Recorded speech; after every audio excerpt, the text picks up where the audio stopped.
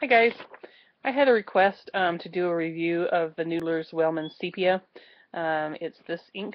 I'm not set up to do ink reviews well because what I use to record is my webcam. I don't have a separate camera that I can set up and do writing reviews and things, so I'm going to do my best. I'm going to do a really quick review of this ink. This is another one of the Noodler's inks that's strange. I do use it. I really like it. I really love the color. But it can be problematic. And this is what I was talking about in my fountain pen and inks videos, where I talked about some of the Noodler's inks being more problematic than others. And this one is one of those inks. It's actually called, I think, Manjiro Nakahama Whaleman Sepia. It comes, I think, only in, it might come in a smaller bottle now. But it comes, I got the larger bottle with the eyedropper. It comes with a platinum preppy, fine nib. And that's what I use this ink in, and I've left it in that pen, and I have not had any problems. Well, I have not had many problems with that pen taking this ink. This is one of those that's a lot like probably Lexington Gray. It's a bulletproof, I think, and it has different properties to it. If you type into YouTube Whaleman Sepia, Noodler's Whaleman Sepia, you should get Nathan Tardif's video about the properties of this ink, and he shows you what it looks like when it washes away and things like that. It's a good video worth watching. But this ink can be problematic. I think, like, some people have had problems with Lexington Gray as well. It can be dry, and it can dry out your nibs, and so it can make for hard starts. I have not experienced that particularly badly in the Platinum Preppy that came with the ink that I have the ink in. It's run fine. It is a little bit of a hard start, but nothing major. I don't have to prime the nib. I don't have to wet the nib. I don't have to spend a lot of time writing. And so what I did, I'll show you. I did just a little page review here, and I'll show you that. And please understand that the color is not going to come out accurately here. I can describe the color. The best thing to do is go to probably Fountain Pen Network, or even if you just type it in Google and then go to images, you should be able to get better pictures of what this ink looks like. So this is the best approximation that I could do for you.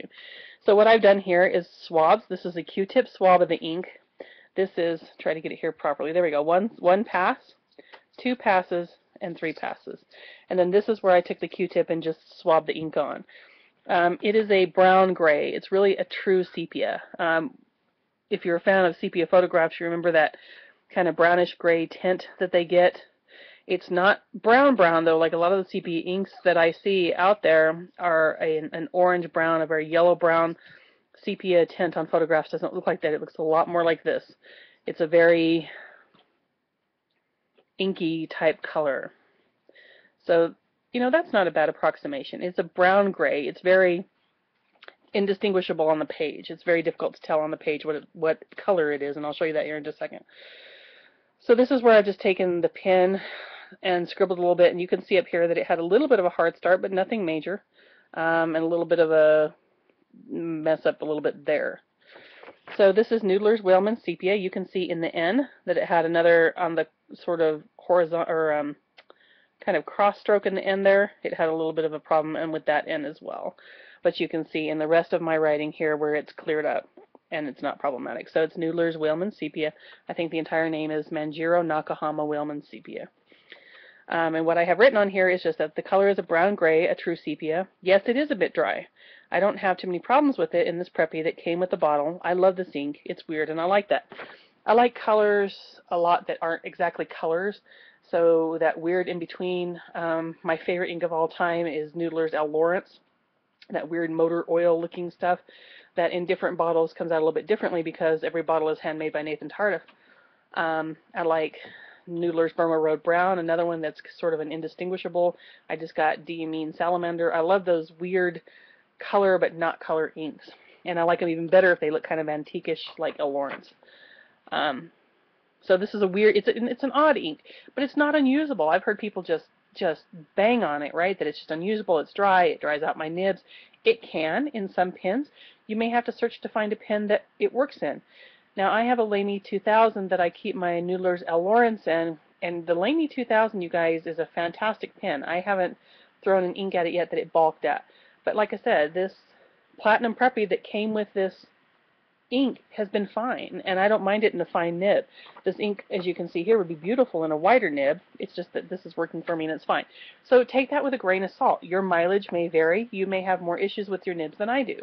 I still think this ink is worth it. It's one of those that you have to decide whether the problems with some of the Noodlers are worth it to you or not. To me, it's worth it. It's not that big a deal. I don't use fountain pens because I expect them to work like big ballpoints. I don't expect to pick them up and have them work perfectly every single time. There's some variability, and I don't have issues with that. I do have issues with an ink or a pen just not working, just refusing to work. I have issues with that. I don't have issues with the little, bit of a hard start or whatever. Anyway, so my point there being your mileage may vary. I know there are people that hate this ink. I really like this stuff. But it's not going to be,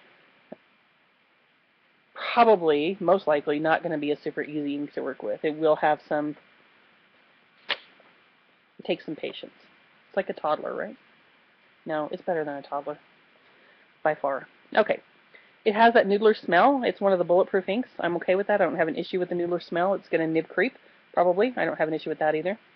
On the page, it looks like, and you can see down here where I'm trying to get it where I can see everything. On that mess right there is my fault, not the pen nor the ink. It looks like an undefinable color, not brown, not gray. I'm hoping that undefinable is a word, but that's the best I could come up with. I think it's fun and mysterious. Another great Noodler's ink, but not for the unadventurous inker. So here's just some more. You can see where I've taken the pen and gotten a little bit darker, and then just some more. Try to give you the color. That N right there, that was my fault as well. I was just playing with it. So anyway, that's the best I can do in ink review, the way at this point that I'm set up for ink reviews, and I apologize. I hope that helps you. I think that in no way is this ink unusable. I think it would be great in a brush pen. It would be fantastic for drawing if you draw. And I just use it for a writing pen. I use it variably in my journal. And another thing is that I don't use fountain pens and inks on crap paper. The only place that I don't have good paper is at work, and it's just the standard American garbage paper. But at work I just use Pilot G2s. I don't use my fountain pens on anything that's not quality paper. And I should have mentioned that this paper is one of the pages in the back of a Leuchtturm 1917, or Leuchtturm, however you pronounce it. One of the blank notebooks. They have perforated pages at the back.